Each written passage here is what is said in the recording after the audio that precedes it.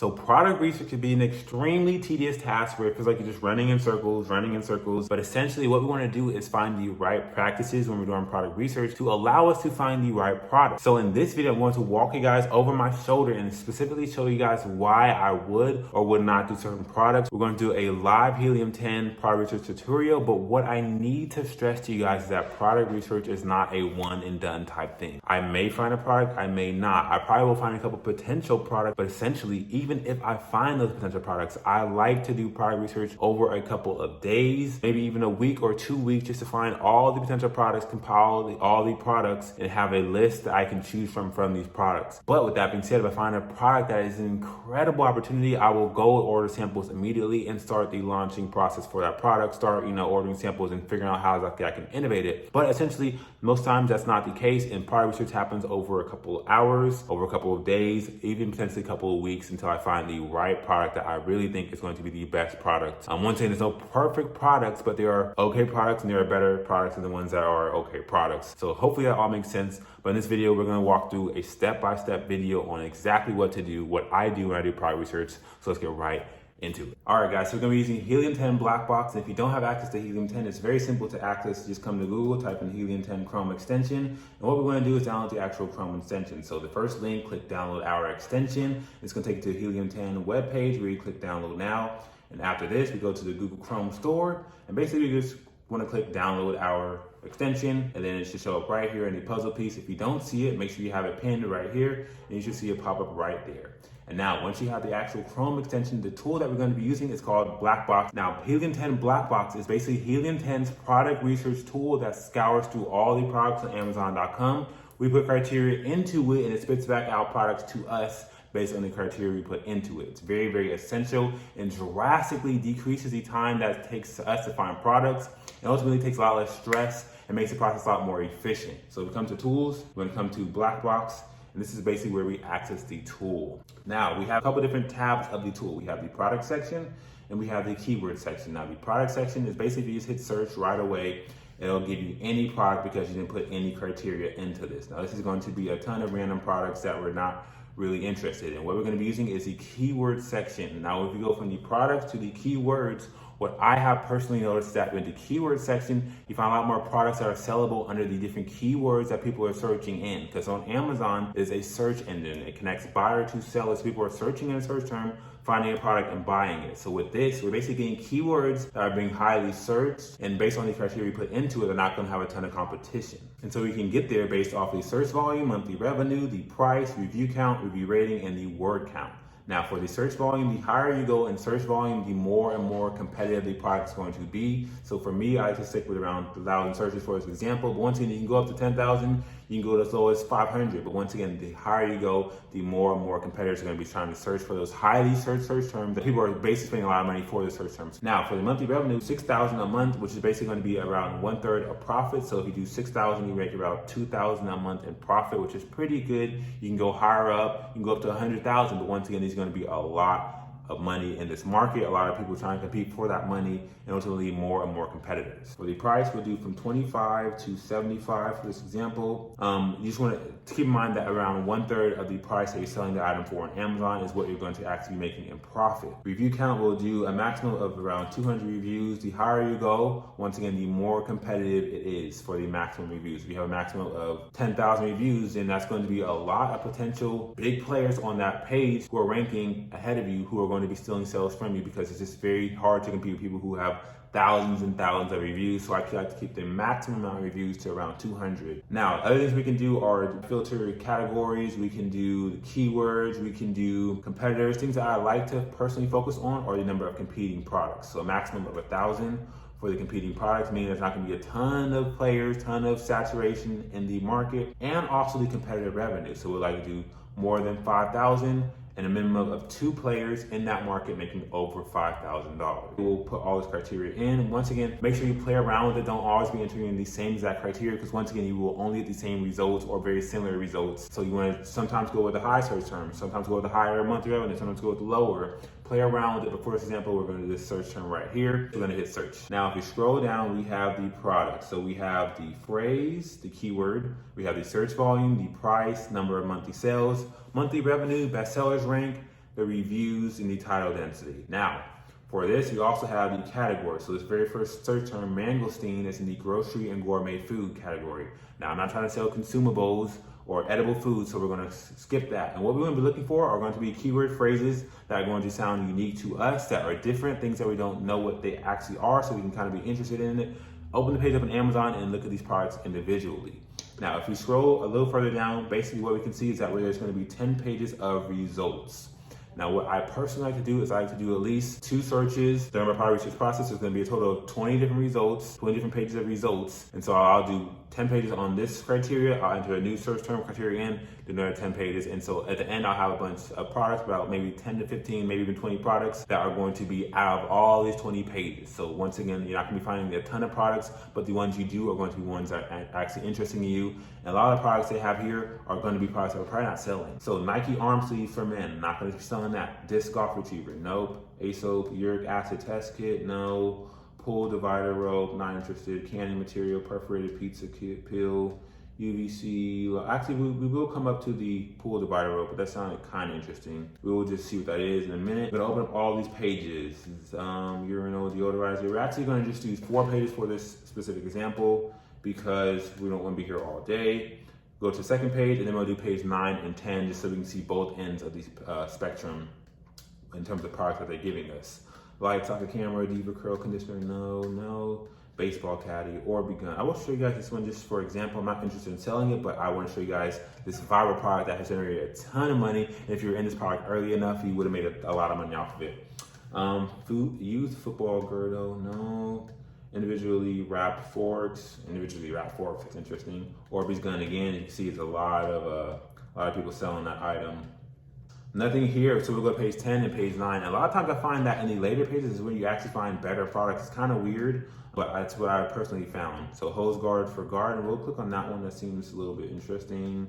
Trailer hitch flag pole holder, we'll click on that one. Pool handrail cover, not too interested. Gel blaster, that's gonna be slightly like the Orbeez gun. Hydrogen water tablets, reusable water balloon, personal cement fireplace. This one we're going to click on. That seems interesting. I've actually seen that product before. I'm gonna show you guys exactly what it is. Warhammer, Kill, light bulb, camera outdoor. Last page, and then after this, we're gonna look at all the products and see exactly what we want to actually launch. So we have the baseball bucket with padded seat. That sounds interesting. I'm gonna open that one up. Now, as you guys notice, a lot of these products are not opening. SF Giants jersey, not gonna open that. Swimsuits, a bunch of sizes, not gonna open that. Ink cartridge, that's boring. Who wants to sell ink? You really can't. You have to be, actually, it's probably more of a gated category. Bubble slippers, this one, oh, I've actually seen this on Instagram. It's interesting. I wanna show you guys this one as well. And with that, then maybe we'll see a couple more, maybe not. Water bombs, no. iPhone 13, weights for pool steps, no. Magnetic plastic, oh, I've seen this one before as well, magnetic plastic wrap dispenser. Now this product is also very interesting. If you're early on this one, you probably made a decent amount of money. Now, with that being said, we're going to look at each of these products individually. We're going to run through them all and specifically show you guys exactly why I would or would not launch these products individually one by one. Now, once again, we may or may not find a product, but these are a couple of things that I recommend that you do when you're doing product research. Now, the very first one we have is the pool divider rope. Now, this is going to be, I'm assuming, a rope that divides the pool. Yes, it's these little floaty things. Now, for this, the only difference I'm really seeing is the change in the hue of the blue, and it's just a blue and white thing. And essentially this is not going to be any differentiation. They're all selling the exact same thing. You have slightly different, this one's more ovally, this one's more rectangular, circly. And so essentially I'm not interested in this product because you can't really differentiate it. People are going to want to get this color right here. You could change the color, but once again, for a pool, this is probably the only color you really want. So we're just going to X out of this product right away because there's no differentiation. There's no reason to sell the same exact product. If people are selling that product, they have more reviews than you, you're not going to win that battle. So we're going to move on to the Orbeez gun. Now, this product itself is once again, I told you guys, it's a viral product that I've seen. You probably have seen this as well. And you see there's 4 players, only one has 3 reviews. The other 3 don't have any reviews at all. And so you can already see that there's going to be a ton of players in here. They all have very, very crappy materials though. The product itself, as you see, the highest review we have is 4 stars. So ultimately it's telling you there's a quality issue in this.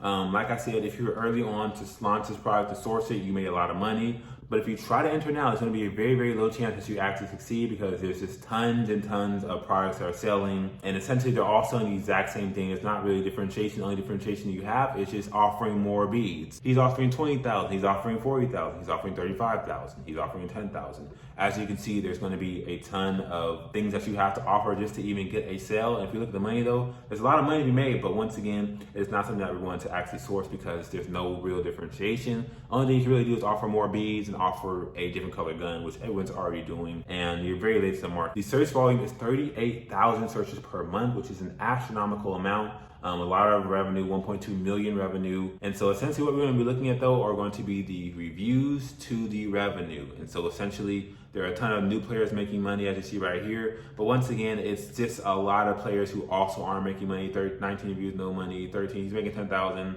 47. I mean, there's players making money on both ends, but as you go further and further lower, you see there's more and more players who are low, very, very low. They're actually all making money, but still, I'm just not interested in it because there's just like here, 5,000, 8,000. It's funny, I'm actually trying to find someone who's not making money. This just shows you how much money there is in this market. But once again, I still would not recommend this as a first product because once again, it has quality issues. You're going to spend a lot of money actually trying to make the product better, making it actually work. And essentially there's just a ton you can go for on pages of people with low reviews and you're just going to be at the very end. The next product we have is the hose guides for garden. Now we have 617 results for hose guides for garden. That does not mean that there's 617 products. There's going to be a lot of competing products that are also ranking for this keyword, such as like this water hose right here that actually is trying to rank for this keyword as well. This one right here is ranking for this keyword. It's not an actual hose guide for garden, but once again, they're still going to be in the search results. Now, if you scroll past the first sponsored, we have the first organic result, 33 reviews. The next one's 720 reviews, 30 reviews, 600 reviews. And so we see that there's this design, this is a different design that stands out a little bit more. We scroll past these next set of sponsored results. We're going to scroll down further and we want to look at the next results. Now, the second set of 4, we have these ones. So we have the original, we have different designs.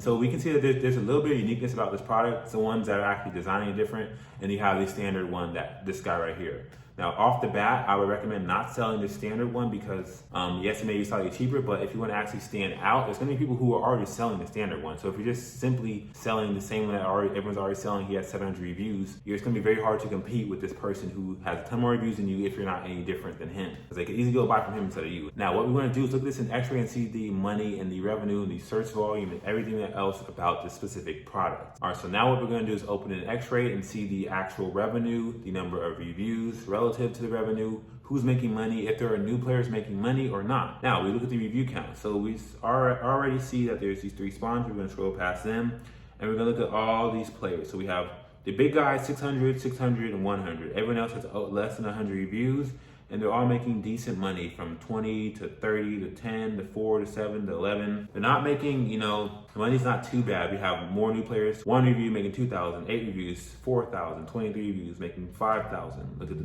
new players, 26 reviews making 14,000. Now, as you see, there's going to be some products here that are not the actual product, like this one, this water hose. This is something completely different. This is something completely different. This is different. And so with these, what we're going to do is actually come here and go one by one and delete them if you want to get actual accurate results. And so if we click delete, now we can remove them. And so we have different results. So the revenue went from 3.2 million to 2.5 million. Once again, the search volume is 2.8 thousand, which is pretty healthy of a search volume. And there are new players making money. Now, what we want to do with this is essentially see exactly how we can come in and make this product different than everyone else, because everyone's selling, different types of products. They're all selling, majority of them are selling this item right here, but there are a couple other players who are selling, something like this or something like this. And these are going to be the types of items that we want to sell as a new player. You don't want to sell the exact same item that everyone's already selling. You want to differentiate it, make it different so that you own that item and you are more unique. Now, something that we can also do is click find suppliers in Alibaba to get a good idea of how much it's going to cost. And we have from $1.50 to $1. These aren't the exact items. It's probably going to cost more. This is more like it.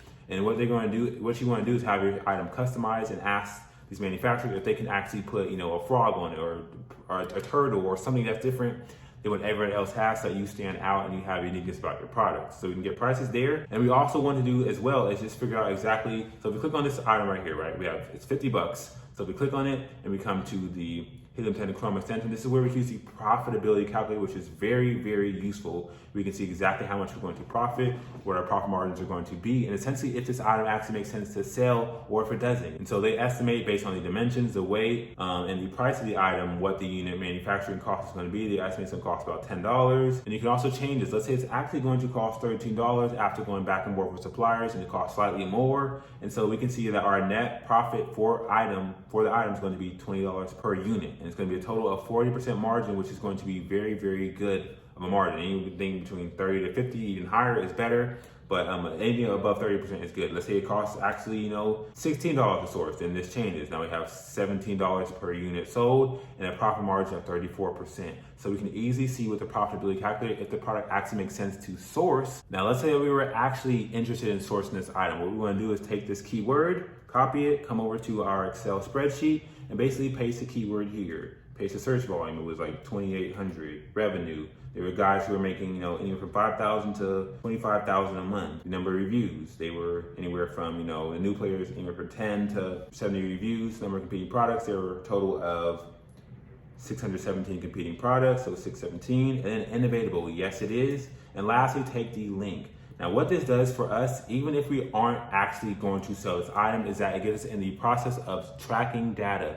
Doing product research, tracking data, and actually recording the data so that next time we do product research, it's very simple, it's very easy, it's easier to get into the flow, and ultimately if you develop habits of doing product research, it's going to take you a long way in the future. And essentially we have all the data, all the products. We do this for 20 products, a day, then we have a ton of different products that we have tracked, and out of those 20, we have maybe 5 that we write down here, and out of those 5, we can choose the best one, the best one from the list of products that we have, and ultimately make the best informed decision, the best calculated risk, and ultimately invest in that product. Now the next product we have is the trailer hitch flagpole holder. Now this is going to be 288 results, so slightly less results, which is obviously better. The lower you go on results, the better it's going to be. And this is going to be, they all look like the same product, so already I'm not super interested. Same products, not interested. There's no uniqueness, no way you can actually innovate it, make it different like the hose guard that we saw in the previous product. So we're just going to X out of this and keep moving on.